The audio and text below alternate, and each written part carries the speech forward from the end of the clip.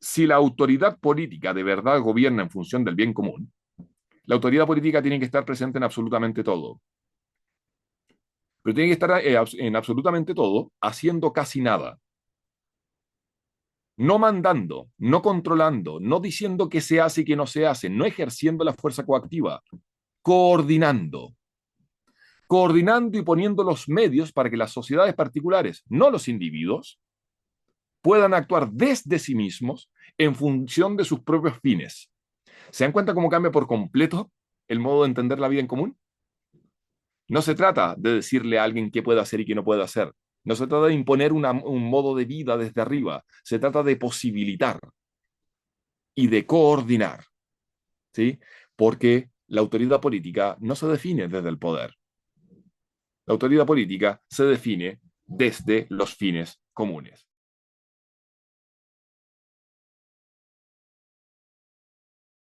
Muy buenas tardes. Muchas gracias a todos por estar aquí, por el interés que muestran en estos temas. A mí me encargaron algo que es como un poco imposible en una única sesión, que es responder a la pregunta ¿qué es la política? Yo voy a tratar de hacer un brevísimo mapa y formular sobre todo una tesis, ¿sí? Una tesis que va a aparecer en la mitad y al final. Y esa tesis la voy a formular a partir de la constatación de que hay fundamentalmente dos grandes modelos con una serie de precisiones, pero dos grandes modelos, dos grandes modos de responder a la pregunta ¿qué es la política? Para intentar responder esa pregunta, vamos a trabajar con textos, ¿sí? Y lo vamos a hacer a propósito porque yo voy a intentar defender yo les decía, una gran tesis en esta sesión, pero uno de los efectos que querría yo lograr es que ustedes se animen a trabajar directamente con las fuentes, ¿sí? Es muy importante conocer los textos clásicos. Esos textos clásicos, ustedes se van a dar cuenta de que no son tan distantes, que cuando uno va adquiriendo el hábito les puede sacar mucho. Ojalá que de este ejercicio que vamos a hacer ustedes se den cuenta cuánto puede uno sacar de un par de líneas de un texto cuando realmente vale la pena. Y eh, tienen la gran ventaja, los grandes genios de la humanidad, de que suelen ser bastante claros, ¿sí? A veces no son fáciles, digamos, pero sí suelen ser bastante claros.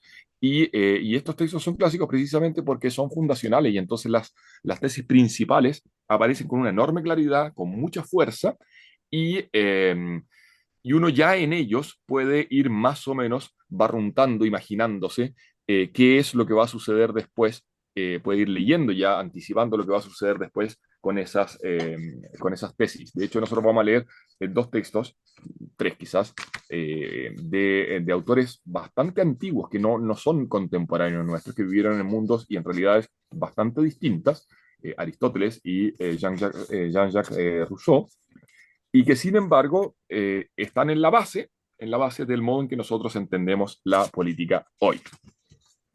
Entonces, la idea es a mí me habían dicho 45 minutos, yo creo que no vamos a alcanzar, entonces terminando algo así como 10 para las 8, digamos, alcanzar a trabajar estas tesis y estos textos.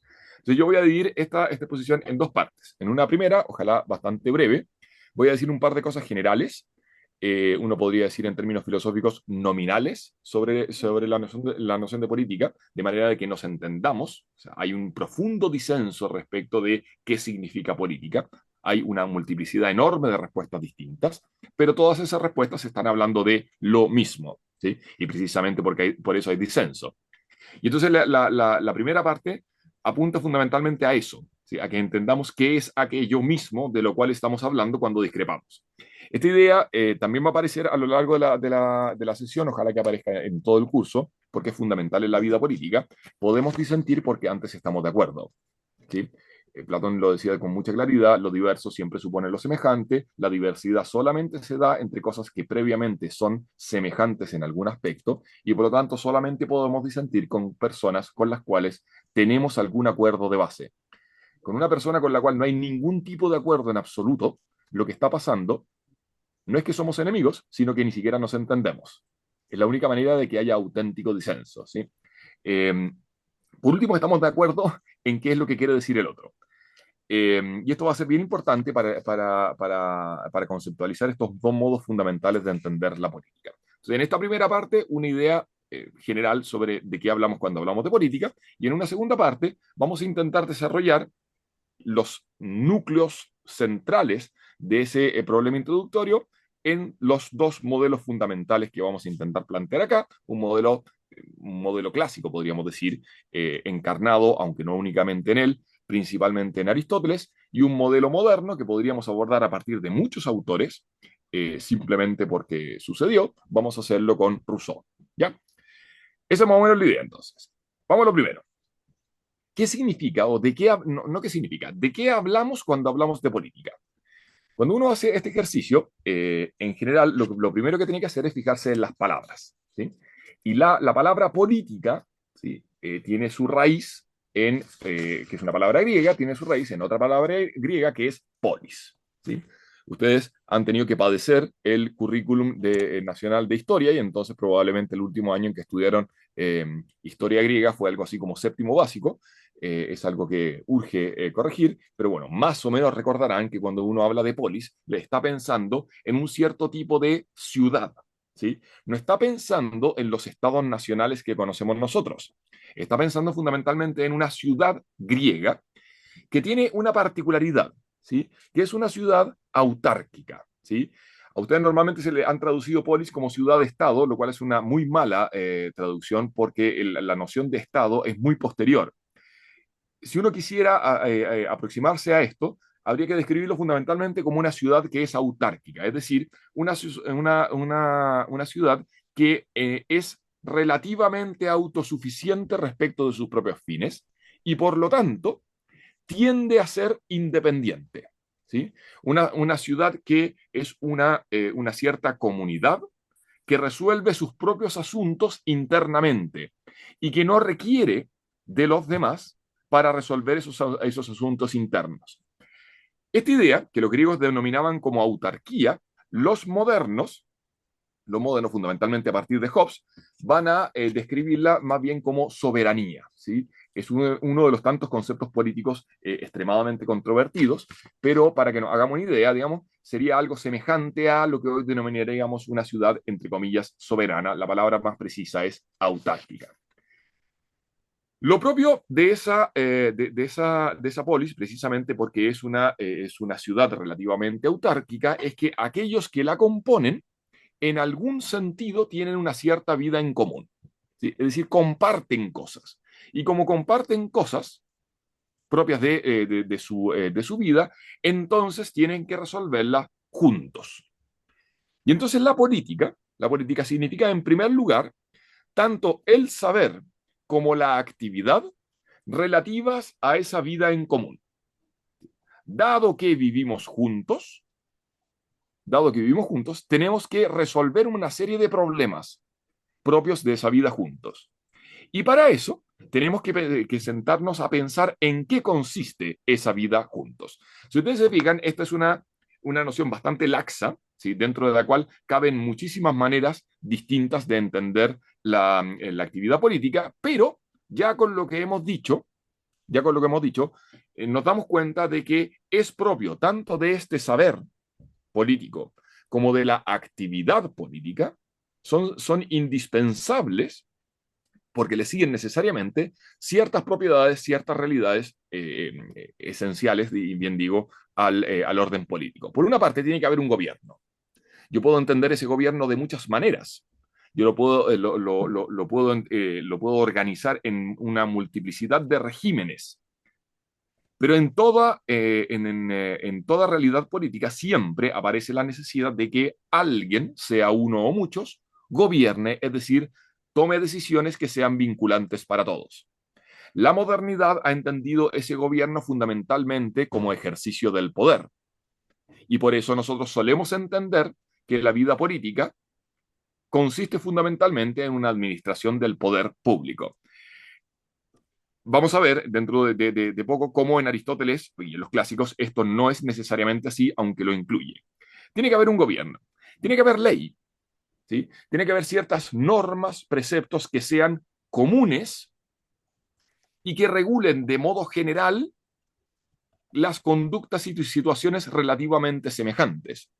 Es propio de esta ley, de nuevo, aunque no se reduce a eso, que el hecho de que sea coactiva, es decir, que pueda forzar a alguien a su cumplimiento. Fíjense, gobierno implica poder, aunque habría que discutir si son lo mismo. Ley implica coactividad, pero habría que discutir si son lo mismo. Siempre, en virtud de esta vida en común, que está gobernada por alguien mediante ciertas normas generales a las cuales le vamos a llamar leyes, siempre, por lo tanto, va a haber dentro de esta vida comunitaria relaciones de justicia, es decir, vínculos en virtud de los cuales unos le deben a otros cierto tipo de conductas, cierto tipo de cosas eh, en virtud de ciertos títulos. No nos vamos a detener demasiado en eso. Es propio, uno podría decir, en cuarto lugar, respecto de esta ciudad relativamente autárquica, respecto de esta polis, que se plantee de una cierta manera frente a otras. Un aspecto esencial de ese modo de plantearse frente a otros es, es el vínculo con un cierto territorio y las necesidades de defensa de esa polis. Tampoco nos vamos a detener en eso. Un último aspecto del que sí vamos a decir un par de cosas es que siempre esta unidad política, la polis, esta comunidad, sociedad relativamente autárquica, tiene un cierto tipo de organización, un cierto tipo de régimen, que en la medida en que se complejiza, termina en la época moderna constituyéndose como lo que hoy llamamos Estado. ¿Sí? Es decir, una organización burocrática compleja que administra esos asuntos comunes, cuya complejidad llega a ser tal que lo entendemos como un ente separado, distinto de la misma comunidad, que es lo que llamamos Estado. Fíjense que el punto es bien importante porque quizás una de las maneras, lo veremos dentro de poco, una de las maneras de describir la diferencia entre el modelo clásico y el modelo contemporáneo, el modelo moderno del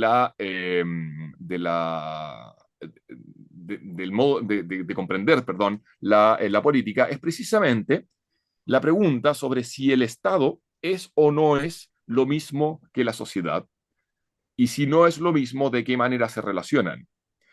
O dicho de otra manera, la multitud organizada de modo político, la misma actividad y el saber político se refieren al Estado y por lo tanto principalmente a la administración del poder, o se refieren inmediatamente a la misma vida social.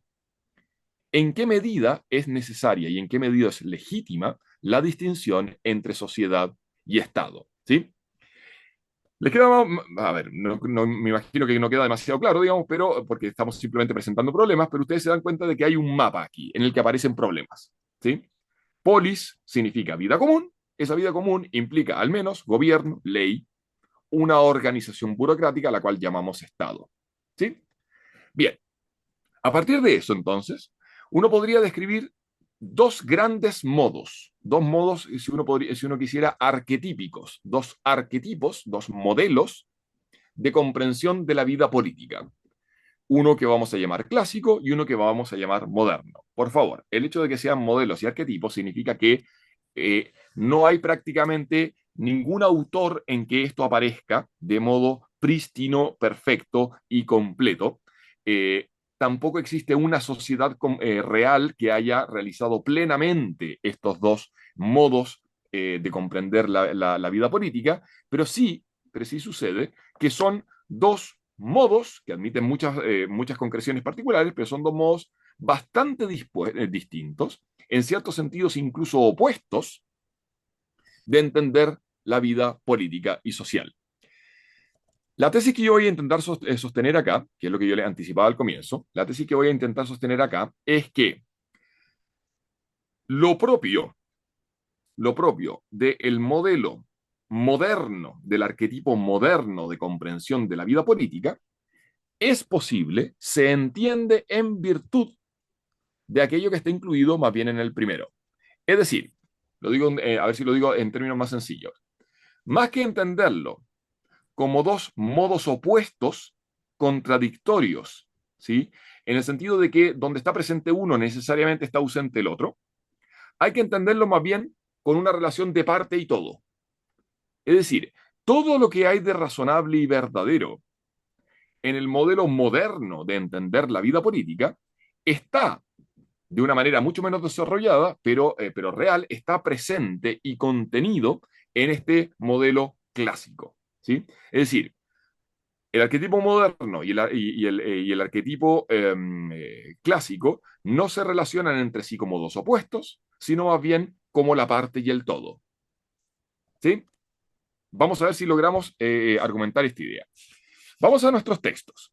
Yo les voy a presentar, les voy a compartir algunos textos muy cortitos de Aristóteles y después algunos textos de Jean-Jacques Rousseau. Y ustedes, si esto funciona, deberían asombrarse de la cantidad de cosas que se pueden sacar de estos textos tan breves. ¿Ya?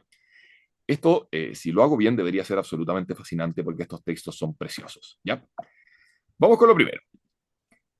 De Aristóteles vamos a leer un pequeño fragmento del libro primero de la política y un pequeño fragmento del libro octavo de la ética nicomaquea. ¿Sí? La política es un tratado sobre la política, efectivamente. La ética nicomaquea es una obra que es inmediatamente anterior, es como una introducción a la política. De hecho, el último libro de la ética nicomaquea termina dando paso al primer libro de la política.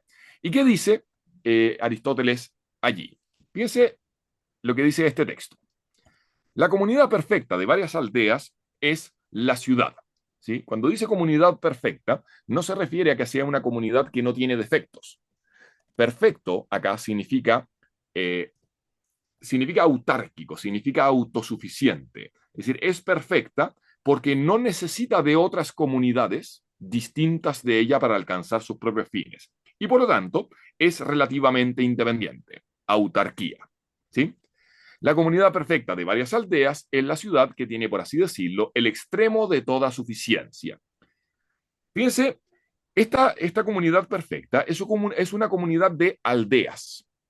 Y esas aldeas, Aristóteles lo dijo poco antes, esa aldea es una comunidad de tribus que a su vez es una comunidad de familias.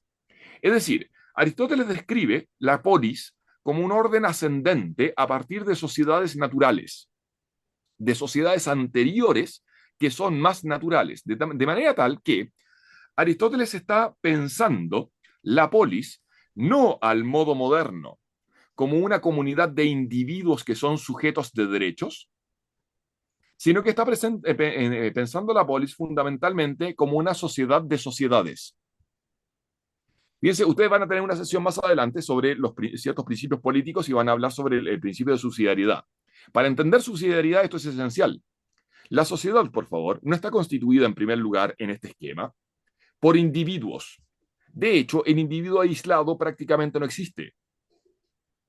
La sociedad está constituida en primer lugar por comunidades, que a su vez están constituidas por comunidades particulares, que a su vez están constituidas por comunidades particulares, que finalmente, efectivamente, están constituidas por individuos. Pero esta cuestión es bien importante porque significa que nuestra participación en la vida social no es explicable en primer lugar como la participación de un individuo que exige sus derechos que a su vez son limitados por un poder común a todos. Nosotros no participamos en la vida social de esa manera. El modo concreto en que nosotros participamos en la vida social está absolutamente mediado y determinado por las sociedades particulares de las cuales somos parte. En primer lugar, por nuestra familia, pero no solamente por la familia, sino también por el vecindario y por la comuna y por la profesión que ejercen nuestros padres y también por la profesión que ejerzamos nosotros. Y por, no, por esos vínculos de amistad que tenemos con otras personas que nos hacen participar de otro tipo de sociedades y finalmente por el lugar en el que trabajemos, etc. La polis está constituida por sociedades particulares. Fíjense, sigamos con el texto. Esta comunidad perfecta surgió por las necesidades de la vida, pero existe ahora para vivir bien. Y esto es brillante.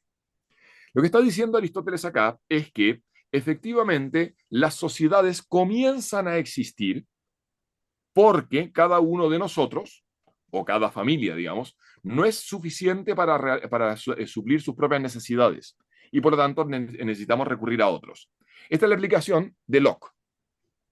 Locke piensa que entramos a vivir en sociedad, el hombre sale, el individuo, digamos, sale del estado de naturaleza porque necesita de los demás para satisfacer las necesidades de la vida. Y Aristóteles me dice, mire, sí, eso es cierto, pero eso es cierto como origen de la vida política. No es suficiente para explicar la naturaleza de la vida política. No es en qué consiste, sino por qué comienza a existir.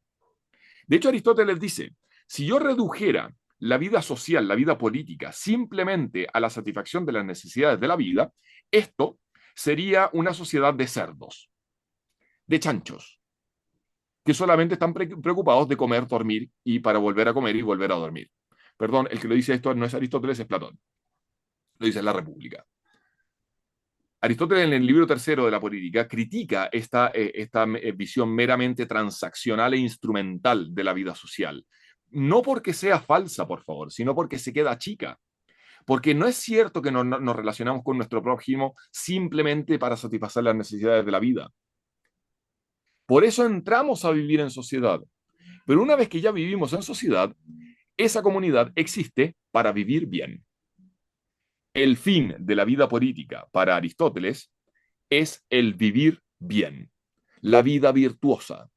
No simplemente el poder comer, ¿sí? Y tener bienes materiales, sino el poder comunicar la propia riqueza personal a otros. Por supuesto que Aristóteles no lo dice de otra manera, pero está pensando en lo mismo que nosotros posteriormente vamos a enunciar en estos términos. Comunicación de vida personal, ¿sí? Es decir, la vida social no puede ser explicada solamente en virtud de la necesidad, tiene que ser explicada también, principalmente, en virtud de la abundancia del bien humano. De modo, dice, que toda ciudad es por naturaleza, si lo son las comunidades primeras, porque la ciudad es el fin de ellas y la naturaleza es fin. Fíjense, lo que está diciendo Aristóteles es que, si bien la sociedad política tiene mucho de artificial, depende de convenciones sociales. La podemos organizar de muchas maneras. El mismo Aristóteles es el primero en reconocer que hay una multitud enorme de regímenes políticos posibles y que cada sociedad se organiza con leyes distintas. Si bien la sociedad política es lo último que se logra y está profundamente determinado por las convenciones, sin embargo es natural. ¿Por qué es natural? Por favor, no porque se genera espontáneamente, porque eso no es cierto. Es natural porque es necesario para vivir bien. Y vivir bien, la vida según la virtud, es lo que plenamente realiza la naturaleza del hombre. Cuando Aristóteles piensa en la palabra naturaleza, no está pensando en el dato empírico, como pensaría un moderno, como piensa que sí, la ciencia moderna a partir de Galileo fundamentalmente. Para él, naturaleza significa la plenitud, la perfección propia de algo.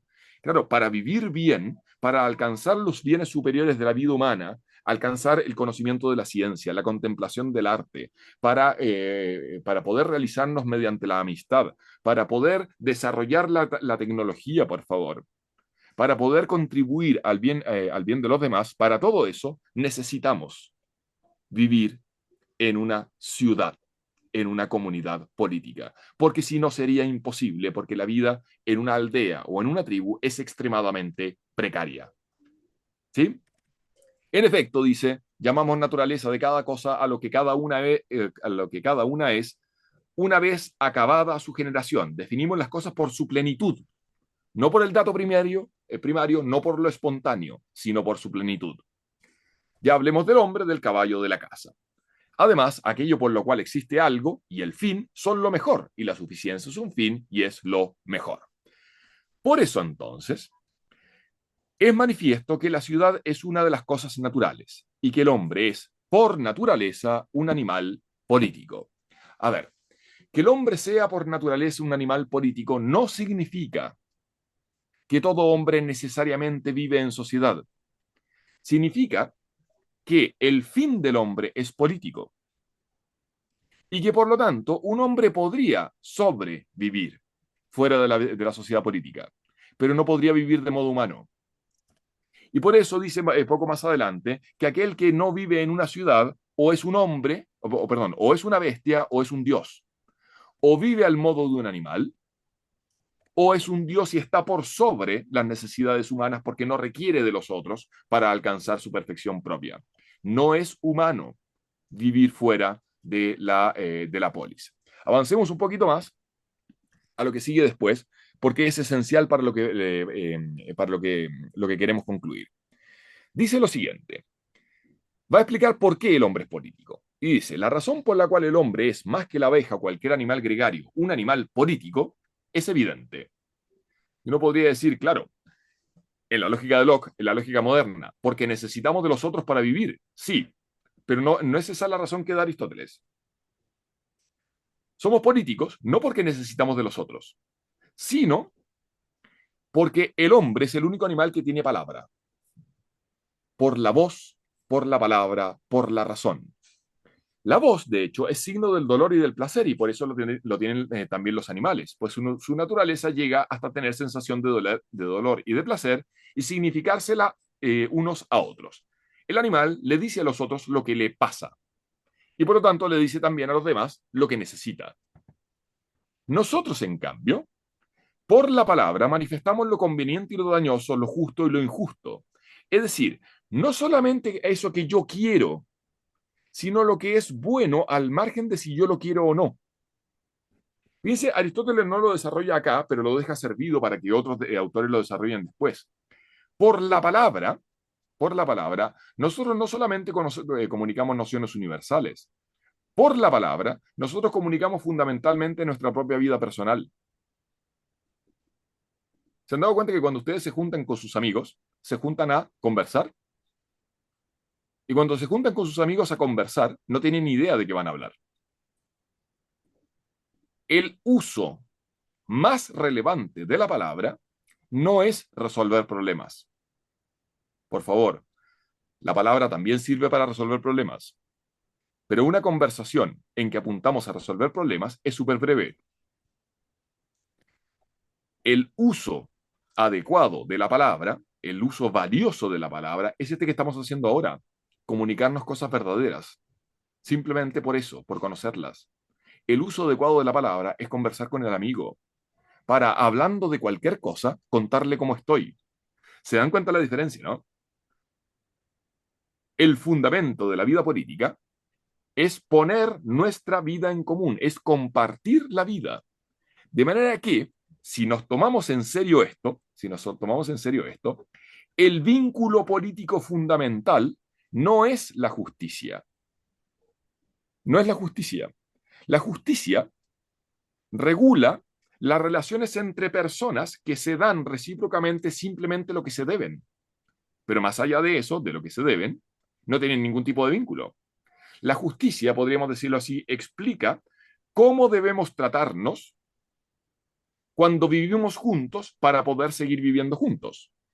¿Cómo debemos tratarnos cuando vivimos juntos? Pero la justicia no responde a la pregunta fundamental.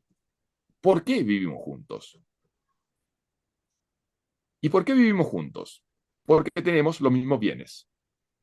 Y a la relación entre personas que tienen el mismo bien, Aristóteles, el mismo Aristóteles, le pone un nombre brillante. ¿Saben cómo se llama? Amistad. El vínculo político fundamental es el vínculo de amistad. Por favor, huyan como de la peste, de la tesis schmittiana, de que las categorías políticas fundamentales son las de amigo y enemigo. No, no, porque el enemigo, por definición, no forma parte de la comunidad. La categoría política fundamental en este esquema es la de amistad, porque no se trata de que seamos amiguis porque nos queremos mucho, se trata de que somos amigos porque amigo en la lógica aristotélica significa dos personas cuyo bien es el mismo y que por lo tanto, para alcanzar su propio bien, necesitan querer el bien del otro. Benevolencia recíproca conocida. Así define Aristóteles la amistad. Benevolencia recíproca conocida. Quiero tu bien, tú quieres mi bien, recíproca, Los dos sabemos que queremos mutuamente nuestro bien. En esta lógica, dos socios comerciales tienen una relación que es la forma menos perfecta, más básica de la amistad, pero es auténtica amistad. Porque dos socios comerciales no son dos personas que simplemente se usan como instrumentos, sino que quieren el bien del otro como condición para el bien propio. Usted podrá decir, oiga, esto usted se lo está inventando. No, no me lo estoy inventando. Esto está en el libro octavo de la Ética Nicomaquea. Esto que vamos a leer debe ser uno de los textos más bonitos de toda la historia de la filosofía. Es absolutamente maravilloso, ¿sí? Sobre todo lo que viene después en la diapositiva siguiente. Fíjense lo que dice Aristóteles acá. Perdón, esto no me aguanto decirlo. Ética nicomaquea. Nosotros pensamos en ética y pensamos en normas morales. Cuando Aristóteles escribe la ética nicomaquea no aparece ninguna norma moral. El problema de la ética para Aristóteles no es cómo hay que comportarse, no es cuáles son las normas necesarias de la conducta de las personas. No. La pregunta fundamental de Aristóteles es la pregunta por la felicidad. El bien es lo que hace feliz. ¿Cómo vive alguien que vive bien? Y entonces el problema fundamental es la virtud. Y como el problema fundamental es la virtud, entonces aparece el problema de la amistad. Y entonces, de 10, por favor, tómense en serio esto, de 10 libros que constituyen la ética nicomaquea, 2 enteros tratan sobre la amistad. El octavo y el noveno. Uno lee un manual de ética hoy y no aparece el tema de la amistad, lo cual significa que estamos chiflados. Fíjense, después de esto, podría seguir una discusión sobre la amistad, pues la amistad es una virtud o algo acompañado de virtud. Y además es lo más necesario para la vida, por favor, si es evidente. En efecto, sin amigos, nadie querría vivir, aunque tuviera todos los bienes. Y fíjense la razón que da Aristóteles para explicar por qué queremos vivir con amigos. Incluso los que poseen riquezas, autoridad o poder, que son cosas en las cuales él dijo que no consiste la felicidad, riquezas, autoridad y poder, parece que necesitan sobre todo amigos. ¿Por qué? Porque ¿de qué sirve esta abundancia de bienes sin la oportunidad de hacer el bien, que es la más ejercitada y la más laudable hacia los amigos?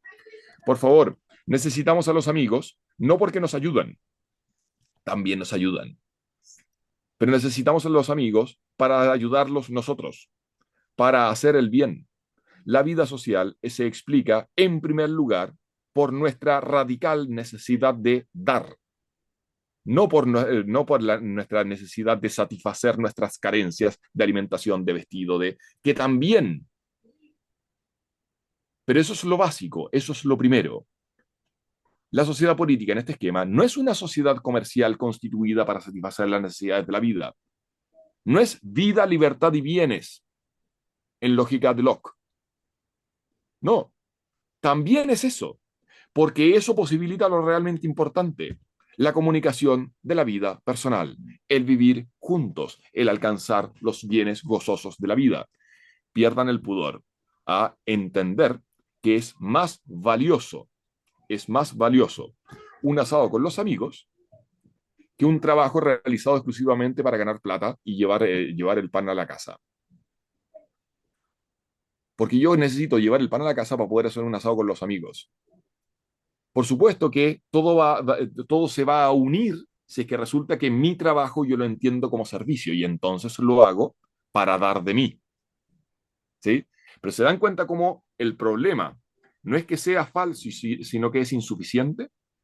Y es el mismo Aristóteles el que vincula inmediatamente a continuación estas tesis con la vida política. Fíjense lo que termina diciendo. La amistad también parece mantener unidas a las ciudades y los legisladores se afanan más por ella que por la justicia. No es un precepto lo que está diciendo. No es que los legisladores deberían preocuparse más por la amistad que por la justicia. Es que de hecho lo hacen siempre. Es más importante la concordia que la mera justicia. Por eso, cuando los hombres son amigos, ninguna necesidad hay de justicia, pero aún siendo justos necesitan de la amistad. Y parece que son los justos los que son más capaces de amistad. Vuelvo a insistir, en este esquema, dado que vivimos juntos, tenemos que tratarnos con justicia, pero la pregunta no es cómo tenemos que tratarnos cuando vivimos juntos. La pregunta es, ¿por qué vivimos juntos?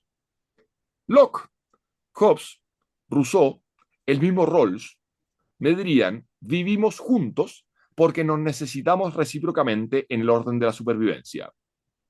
Aristóteles me va a decir sí, pero vivimos juntos en primer lugar, antes, más radicalmente, de modo fundamental, y es por esto que la sociedad es natural, porque necesitamos comunicar, porque necesitamos dar, porque tenemos el mismo bien, tenemos un bien en común que es imposible que alcancemos sin el otro, y ese bien es, en primer lugar, el mismo hecho de vivir juntos.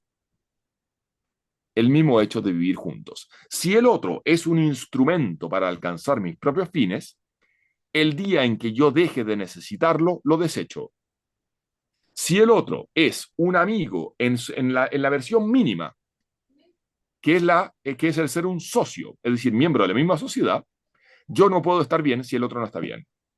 A eso le llamamos hoy principio de solidaridad. Es exactamente lo mismo.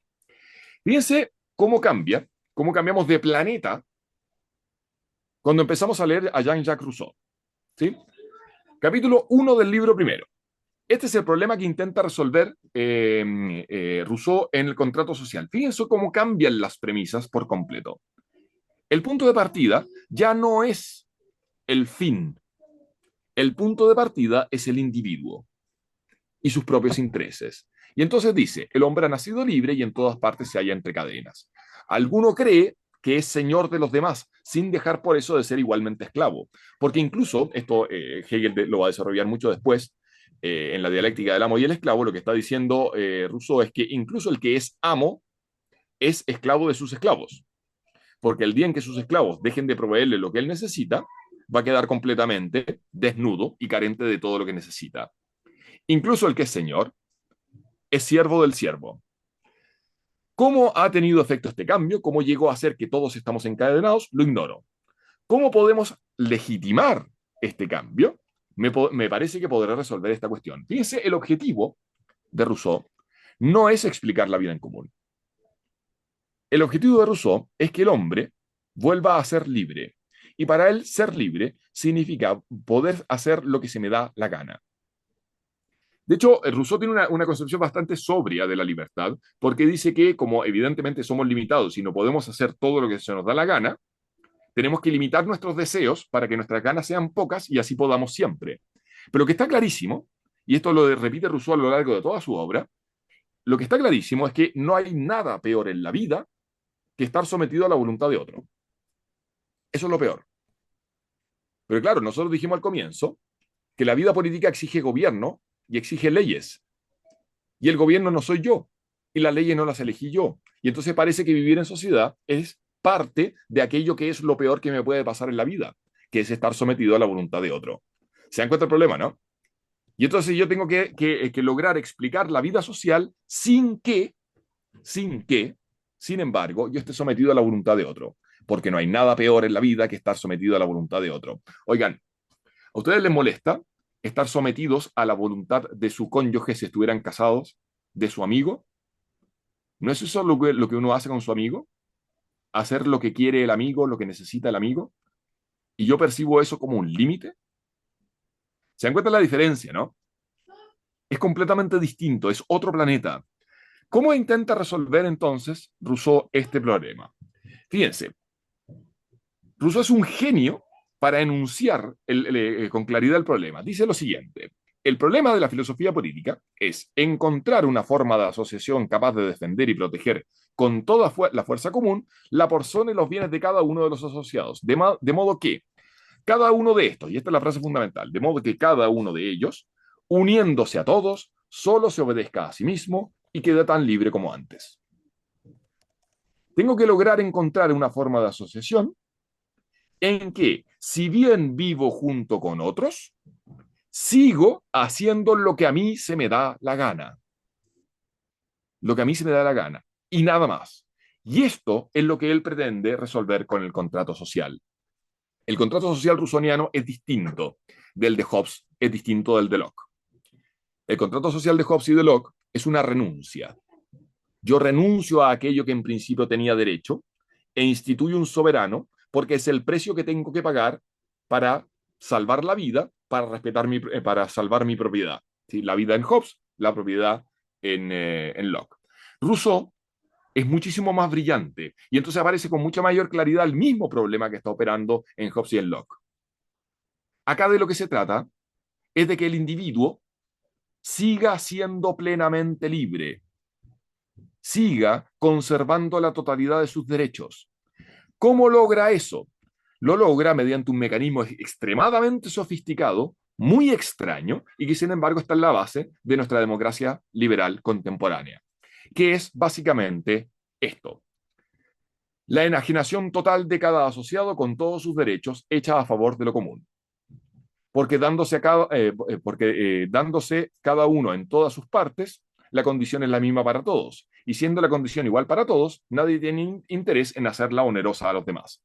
Renuncio a todos mis derechos. De manera que somos todos absolutamente iguales.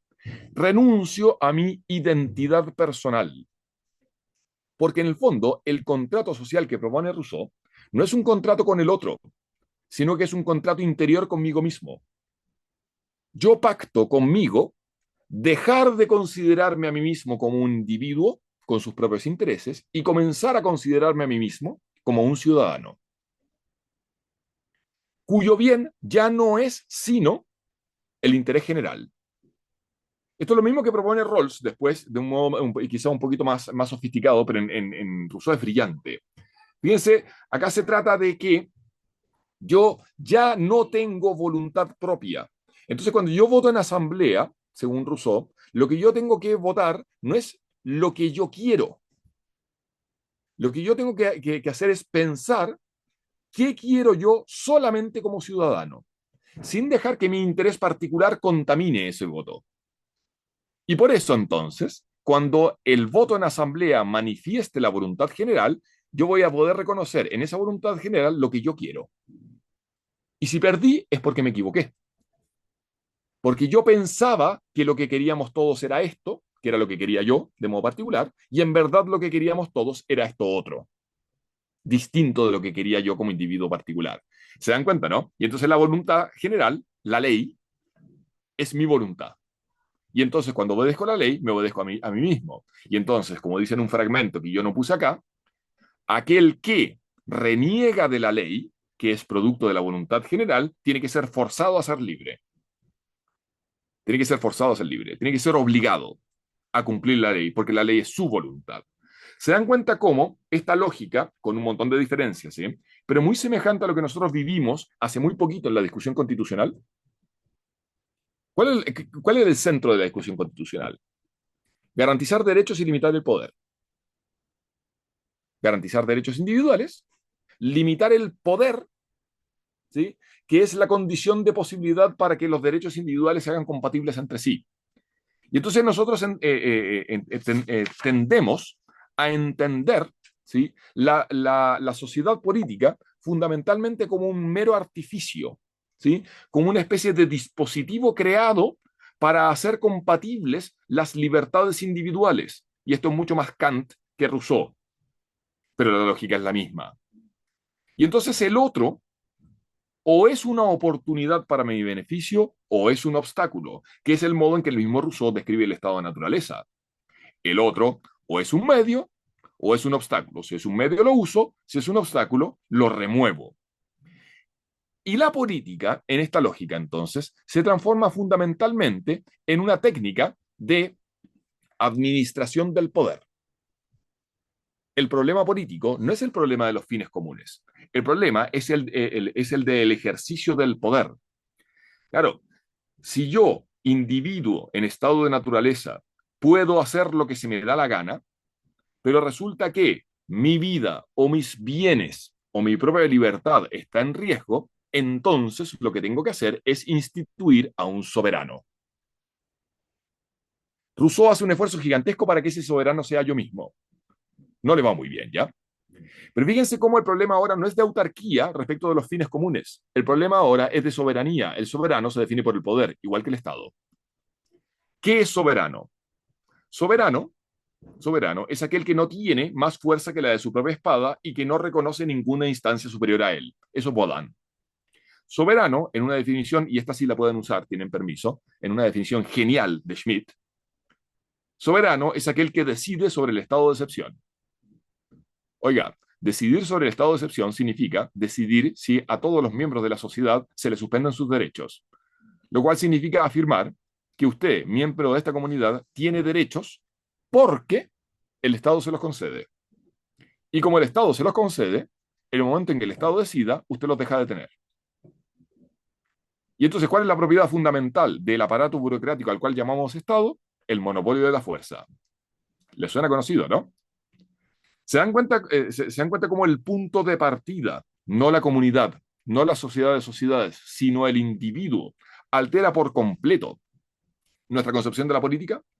Y entonces la política, y con esto prometo que voy terminando, parece ser esa esfera en la cual luchamos y discutimos por el poder público, que para evitar que arrase con nosotros, intentamos que desde el mismo poder no se inmiscuya en una cierta esfera que nosotros, de nuevo, diseñamos en términos de poder, limitamos el poder público para que no se meta ahí, una cierta esfera que consideramos privada. De manera de que estamos escindidos en dos vidas. Una vida privada, en la cual yo soy el soberano y hago lo que se me da la gana y nadie se puede meter, y otra vida, ¿sí?, pública, en la cual hay un poder soberano en que yo tengo que obedecer a las leyes. Y entonces, ojalá que, en la tradición liberal, ojalá que el ámbito de lo privado sea lo más grande posible, el ámbito de lo público, que es Estado, que es poder, sea lo mínimo posible. Y entonces métale con la idea de que reduzcamos el Estado. El problema no es de tamaño del Estado. El tema es de fines. El tema es de fines. Cuando ustedes estudian el principio de subsidiariedad, les va a aparecer con total claridad la insuficiencia de este esquema. Si la autoridad política de verdad gobierna en función del bien común, la autoridad política tiene que estar presente en absolutamente todo. Pero tiene que estar en absolutamente todo haciendo casi nada. No mandando, no controlando, no diciendo qué se hace y qué no se hace, no ejerciendo la fuerza coactiva, coordinando.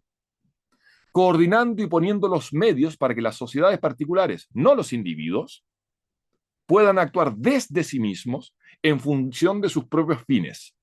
¿Se dan cuenta cómo cambia por completo el modo de entender la vida en común? No se trata de decirle a alguien qué puede hacer y qué no puede hacer.